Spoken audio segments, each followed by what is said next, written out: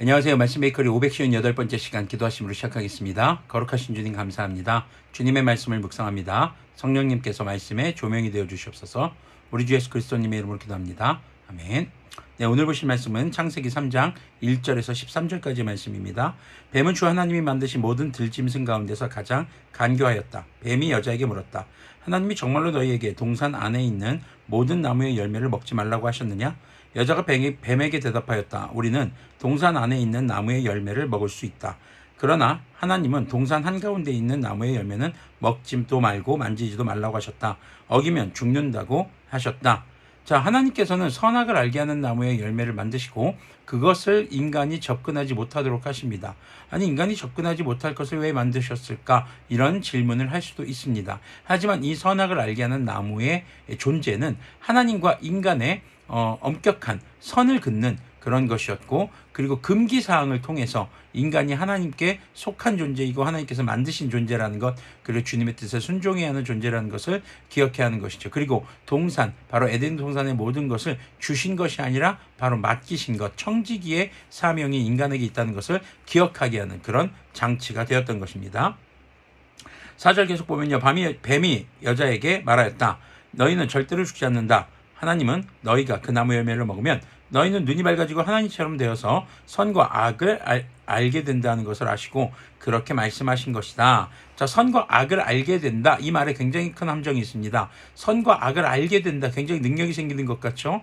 하지만 인간에게 선과 악이 없었어요. 선만이 있었던 것이죠. 그런데 그것을 먹음으로써 그들에게 악이 생긴다라는 것을 지금 말하고 있는 것입니다. 그런데 여자를 현혹할 때 하나님께서 뱀이 하는 말이 무엇입니까? 바로 눈이 밝아져서 하나님처럼 된다라는 것이죠. 그것이 바로 인간의 죄의 근원 원인이었습니다. 교만함이죠. 자신이 모든 것의 컨트롤러의 입장, 바로 그 하나님과 같은 입장이 될 수 있다는 것이었습니다. 6절을 보니까 여자가 그 나무의 열매를 먹어보니 먹음직도 하고 보암직도 하였다. 그뿐만 아니라 사람을 슬기롭게 할 만큼 탐스럽기도 한 나무였다. 여자가 그 열매를 따서 먹고 함께 있는 남편에게도 주니 그도 그것을 먹었다. 그러자 두 사람의 눈이 밝아져서 자기들이 벗은 몸인 것을 알고 무화과나무 잎으로 치마를 엮어서 몸을 가렸다. 그 남자와 그 아내는 날이 저물고 바람이 서늘할 때에 주 하나님이 동산을 거니시는 소리를 들었다. 남자와 그 아내는 주 하나님의 낯을 피하여서 동산 나무 사이에 숨었다. 자, 지금 선악을 알게 하는 나무의 열매를 먹고 나서 눈이 밝아졌는데 제일 처음 깨달은 게 뭡니까? 자기들이 벗은 몸인 것을 깨달았다라는 것입니다. 기존에도 벗고 다녔어요. 그것을 먹고 나서 벗은 게 아니라 기존에도 벗고 다녔지만 그것에 대한 부끄러움이 없었습니다. 그런데 먹고 나니까 자신들이 벗었구나. 자신들이 벗은 것을 부끄러워한다라는 것은 뭡니까? 다른 사람의 벗은 몸을 보고 어떤 그전에는 없던 다른 다소 부정적인 감정들이 생기게 된 것이라고 볼 수가 있겠죠. 그래서 그들은 이제 무화과나무로 치마를 엮어서 몸의 주요 부위를 가립니다.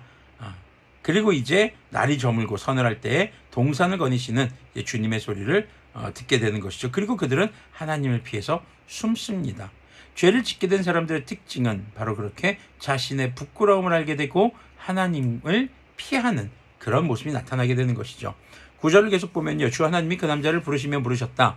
내가 어디에 있느냐? 그가 대답하였다. 하나님께서 동산을 거니시는 소리를 제가 들었습니다. 저는 벗은 몸인 것이 두려워서 숨었습니다. 하나님이 물으셨다. 내가 벗은 몸이라고 누가 일러주더냐? 내가 너더러 먹지 말라고 한 그 나무의 열매를 내가 먹었느냐?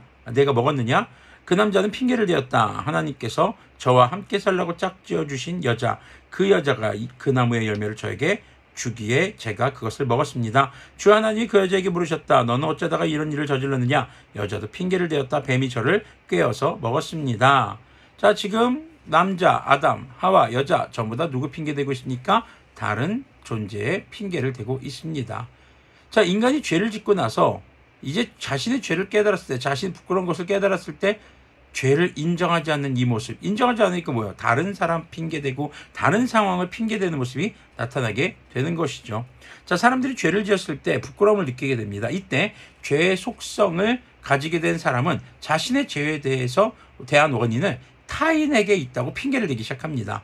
아담이 하와에게 책임을 전가하고 하와는 뱀에게 책임을 전가합니다. 반면 죄에서 용서를 받고 구원이 시작되는 바로 그리스도인들의 삶은요, 죄를 인정하는 데서부터 구원의 삶이 시작되는 것을 우리는 기억해야 할 것입니다.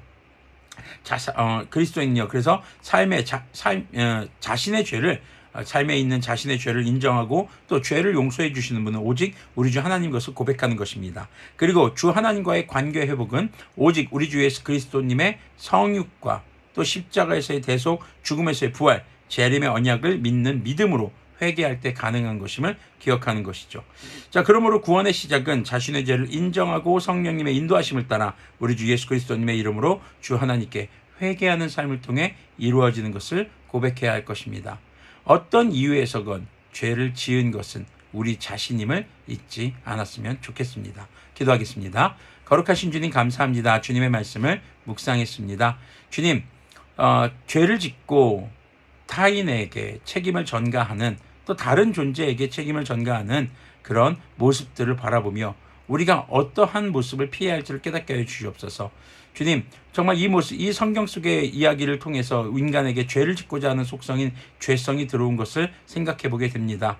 주님, 우리가 늘 삶을 돌아보며 주님의 말씀으로 우리의 삶을 비추어 보며 주님, 죄를 깨달았을 때에 인정하고 주님 앞에 회개할 수 있는 그러한 주님의 앞에서의 겸손한 모습을 잃지 않는 그리스도인들이 되도록 긍휼을 베풀어 주시옵소서. 우리 주 예수 그리스도님의 이름으로 기도합니다. 아멘. 네, 오늘도 주님 앞에 용서받은 자로서 살아가는 우리들이 되기를 소망합니다.